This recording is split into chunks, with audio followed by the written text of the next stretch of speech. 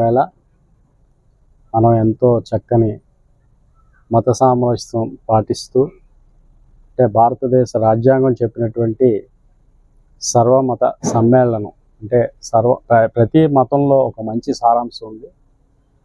ఆ సారాంశం ఆధారంగానే మనం చూస్తే ఈ రోజున ఇక్కడ పండిట్ రవిశంకర్జీ అంటే వారిని గురుదేవులు వారు అంటారు. వారి ఆధ్వర్యంలో రేపు నిర్వహించబోయే మరి ప్రపంచ యోగా దినోత్సవం సందర్భంగా ధ్యాన దినోత్సవం సందర్భంగా మనం ఏం చేస్తున్నాం అంటే మన దర్గాలో స్వామి సన్నిధిలో ఒక ధ్యానాన్ని చేసాం.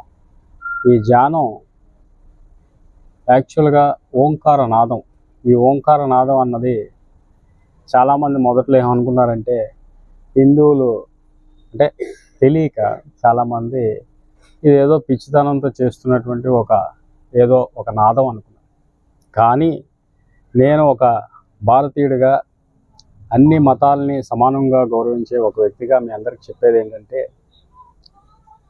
నాసా చేసినటువంటి ఒక ప్రయోగంలో సూర్యుడు దగ్గర వస్తున్నటువంటి శబ్దాన్ని మరి రికార్డ్ చేయడం జరిగినప్పుడు ఆ శబ్దం ఏంటంటే ఈ ఓంకారనాదమే. అంటే భారతీయులకి ఆ యొక్క విశ్వనాదం ఎప్పుడో బీసీ కాలం నాడే తెలుసు.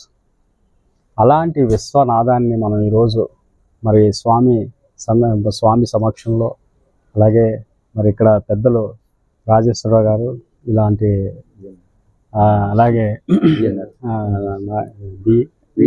విఎన్ఆర్ గారు ఇట్లాంటి పెద్దల సమక్షంలో మనం ఆ యొక్క నాదాన్ని మనం స్మరించుకున్నామంటే నిజంగా ఆ యొక్క ఎక్స్పీరియన్స్ అన్నది అంటే ఓంకార నాదం వినటంలోనే మనం దాన్ని ధ్యానించడంలోనే పొందే ఆహ్లాదాన్ని వర్ణించలేమని నేను అనుకుంటున్నా.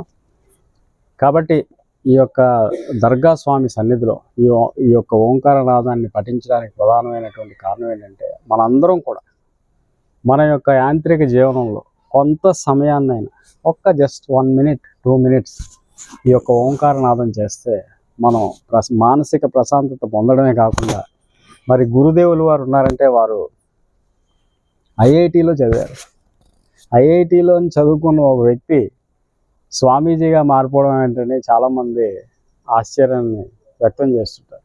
మనం ఎక్కడ చదివామన్నది కాదు, అంటే మనం అత్యంత ఉన్నతమైనటువంటి విశ్వవిద్యాలయంలో చదివినా మనకి చివరికి ధ్యాన సమాధి అన్నదే ముఖ్యమైనదని వారు గ్రహించి ఐఐటిలో చదివినా సరే ఆయన ఏం చేశారంటే 10 మందిని, కొన్ని లక్షలాది మంది మరి వాళ్ళందరినీ కూడా ఆయన ఒక శిష్యుడిగా భావించి